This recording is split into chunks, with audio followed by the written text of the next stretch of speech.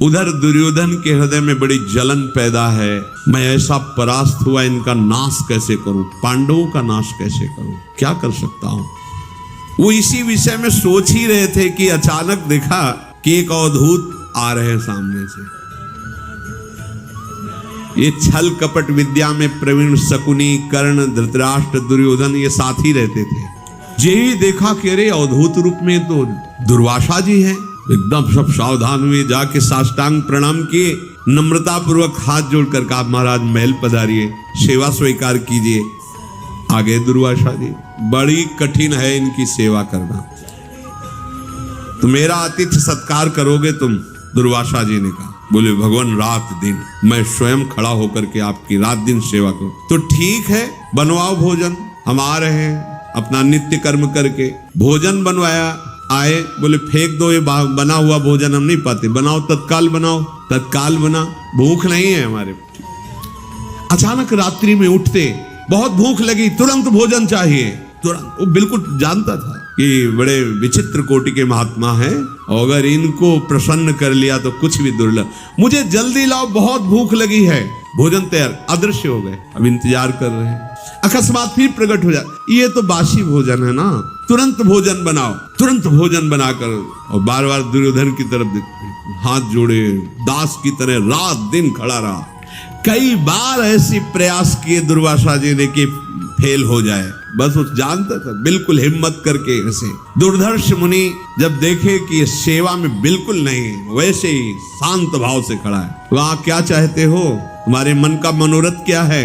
अपने सब साथियों की तरफ देखा, उनका महर्षि बड़ी कृपा है कि आपकी सेवा मिल गई, मानो मेरा नया जन्म हो गया, आप प्रसन्न हो गए, और मुझे अब क्या मांगना है। जैसे आप गुरुजन प्रसन्न हो गए, पर जब आप कहते हैं तो हमारे बड़े भाई युधिष्ठिर है ना, बहुत धर्मात्मा है, हमारी प्रार्थना है कि हमारे पूरे कुल को पावन कीजिए। बड़ी सफाई से बोल रहा है। देखो, जब द्रौपदी जी सूर्य के द्वारा दी हुई बटलोई से भोजन पाले, तब आप अपने शिष्य साथ पधारे और फिर प्रसाद पाए तो हमारा कुल पावन हो जाएगा, क्योंकि बड़े भ्राता हमें तो पावन कर ही दिया। दुर्वासा जी ने कहा तथास्तु।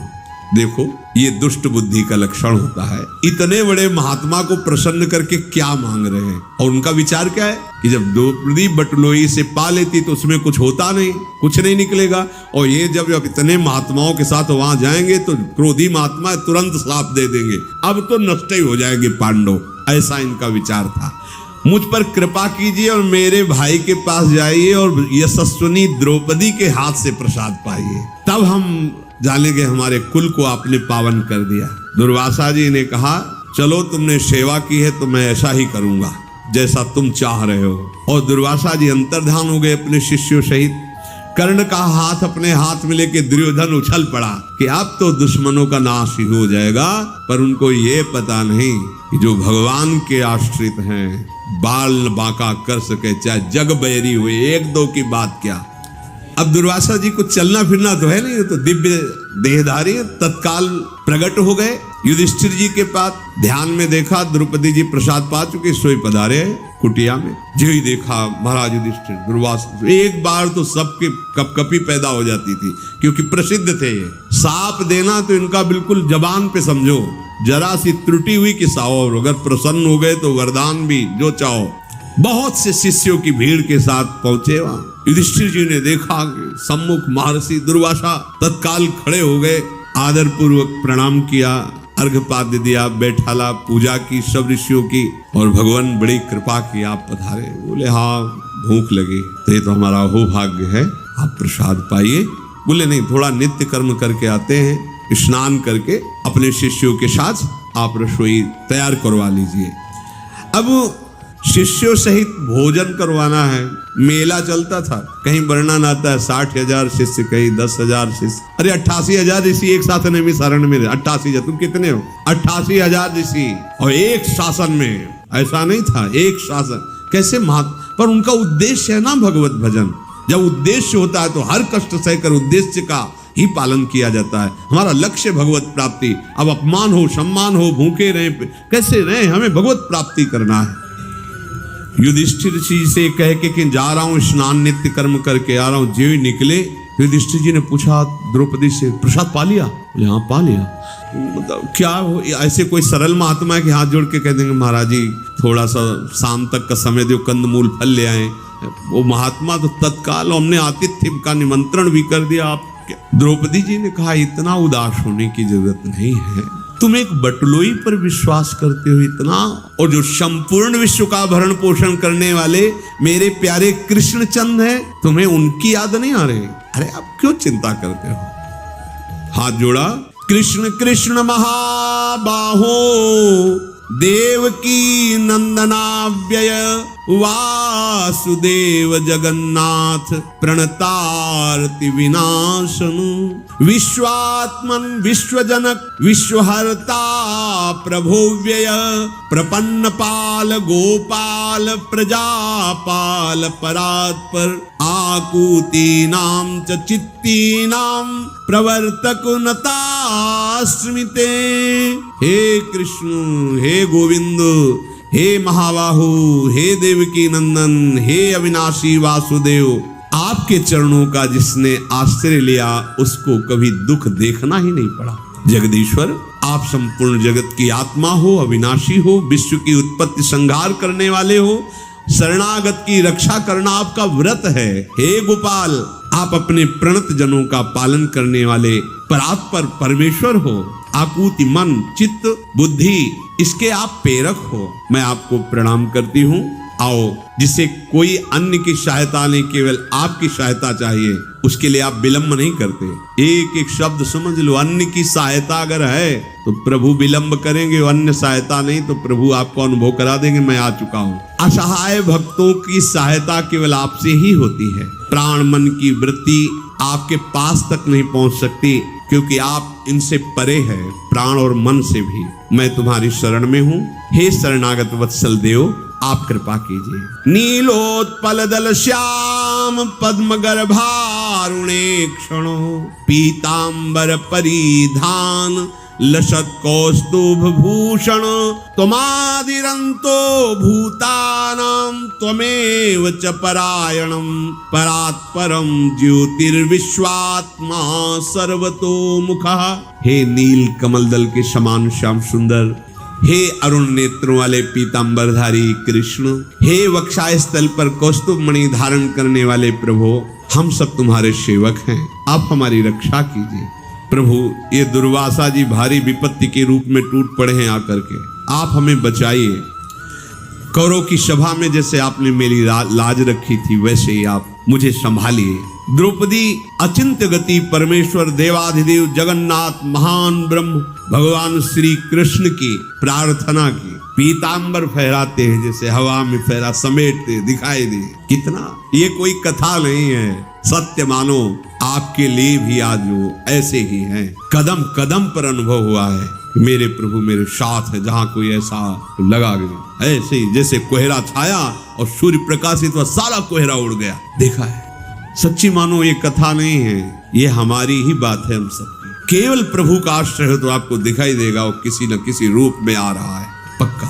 देखा द्रौपदी ने पीतांबर फहराते हुए बड़े वेग से प्रभु, जैसे बच्चे की तरफ मां दौड़ती है, ऐसे प्रभु दौड़ते आ रहे हैं। द्रौपदी आनंद मगन हो गई देख के। अभी पुकार अभी आ गए, प्रणाम किया। प्रभु, दुर्वासा जी ने आके भारी विपत्ति में फंसा दिया, अभी वो आएंगे और ना कुछ पाएंगे तो शाप दे देंगे। भगवान ने कहा, कृष्ण ने बात तो बाद में करना, मुझे भूख बहुत लगी। प्रभु, वही समस्या है, समस्या भी तो वही है ना।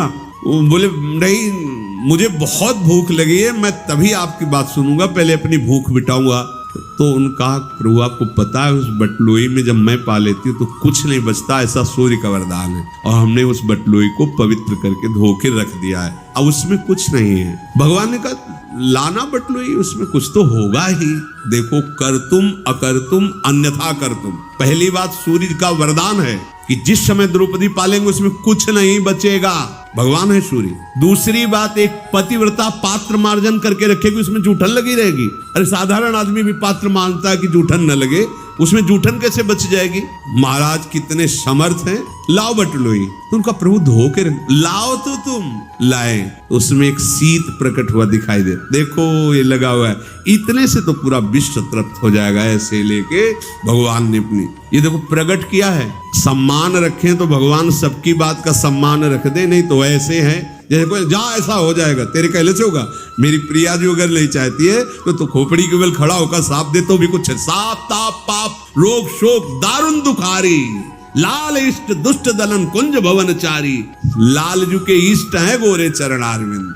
ये ठसक तो हम देखते ही नहीं है, ऐसा नहीं सब में नहीं, पर प्राय हम देखते हैं कि ठसक हमारी धन की है, संपत्ति की है, परिवार की है, पद की है, प्रतिष्ठा की। प्रियाजू की ठसक तो देखते ही नहीं कि गर्भ में तुम्हारा हृदय फूलता रहे, मुझे कितना सौभाग्य मिला। मैं श्री जी का हूं, ये मैं गर्व से कह सकता हूं। मैं लाडली जी का हूं, ये मुझे सौभाग्य मिला है, गुरुदेव ने दिया, धाम ने दिया, प्यारी जी ने मुझे अधिकार दिया कि मैं गर्व से कह सकता हूं मैं प्रिया प्रीतम का हूं, मैं वृंदावन का हूं। लिख लो कागज में, अभी हम कोई भविष्य ज्ञाता नहीं पर तुम्हें बता रहे हैं। जैसी हवा चल रही है, बढ़ती चली जा रही तापमयी कलयुग की, आपको शुद्ध सत्संग सुनने को नहीं मिलेगा। आगे समय आएगा भगवत मार्ग आपको नहीं मिलेगा।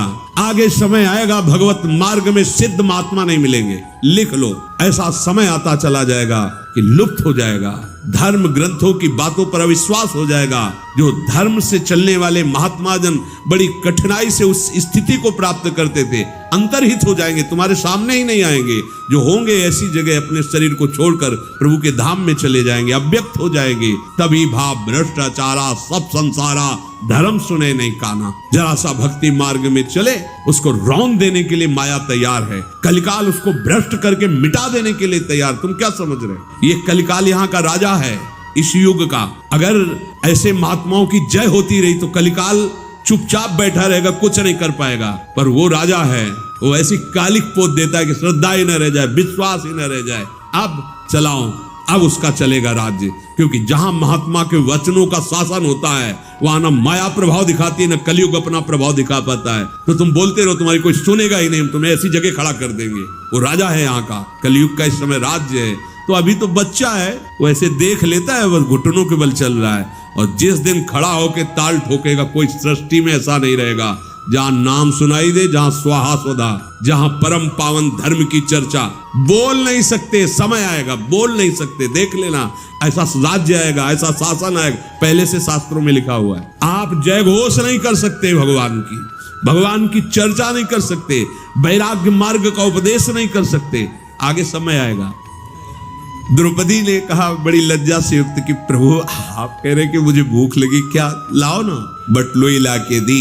सर्व सामर्थ्यशाली भगवान श्री कृष्ण कमल नयन हंसते हुए से उस बटलोई में से एक शाक का पत्ता निकाला। आहा, देखो ये कैसे लग सकता है? कोई ऐसे साधारण पात्र धोए तो ऐसे जूठन थोड़ी लगी रहेगी। द्रौपदी जी ने धोया है, जो सती साध्वी परम देवी है, यज्ञ से प्रकट हुई है, कोई किसी माँ के गर्भ से प्रकट नहीं हुई, परम प्रवीण सामर्थ्यशाली। और भगवान भास्कर का वचन है, द्रौपदी के पालने के बाद कुछ नहीं बचेगा। ये है श्री कृष्ण, निकाल दिया उसमें भी और अपनी जिह्वा पे रखा और कहा कि द्रौपदी पूरा विश्व तृप्त हो गया, तुम्हारे इस अन्न प्रसाद से पूरा विश्व तृप्त हो गया, क्योंकि मैं तृप्त हो चुका हूं। इतना इधर प्रभु का कहना हुआ कि उधर दुर्वासा जी के पेट में फूलन और सब शिष्यों के। यहां से ऐसा लग रहा है कि मुंह खोले तो अब अन्न निकल जाए, ऐसी स्थिति है। यहां तक भर कर तुम अकर तुम अन्यथा कर तुम, बिना खाए। अब गुरु चेला सब एक दूसरे की तरफ देख रहे हैं। युधिष्ठिर की रसोई तैयार हो रही, इतने बड़े सब लोगों के लिए क्या मुंह दिखाएंगे? आचमन करने की जगह नहीं रह गई, खाने की तो बात जाने दो। इधर भगवान ने भेजा, इसमें लिखा है शाहदेव जी को कि तुम शीघ्र जाओ और मुनियों को बुला के लाओ। युधिष्ठिर जी ने कहा प्रभु कंदमूल फल जाने तो तुम दो।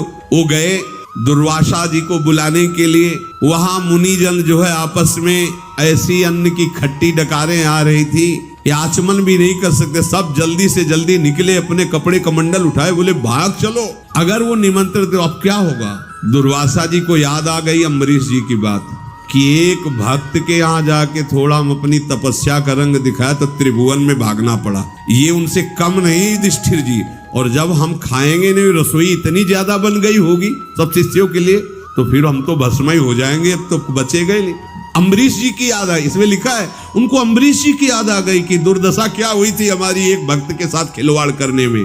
दुर्वासा जी बोले शिष्यों से कि महाराज युधिष्ठिर का बड़ा अपराध बन गया, कहीं ऐसा ना हो कि युधिष्ठिर जी हम पर रोष दृष्टि कर ले, जिनसे सब डरते वो डर गए। देख लो राजा अम्बरीश का प्रभाव मुझे याद करके मेरी पिंडली कांप रही है। दुर्वासा जी ने कहा अरे मैं तो भूल ही गया था कि ये श्री कृष्ण के आश्रित पांडव हैं। अब महामना पांडव मुझे क्षमा करें। वहीं से दुर्वासा जी आंख मूंद के कह रहे मुझे क्षमा करें, मुझे एक कवल भी पाले के साथ। तो शिष्य ने कहा गुरुदेव आप तो पा सकते हो, हम तो बिल्कुल नहीं है, अगर तो उल्टी हो जाएगी।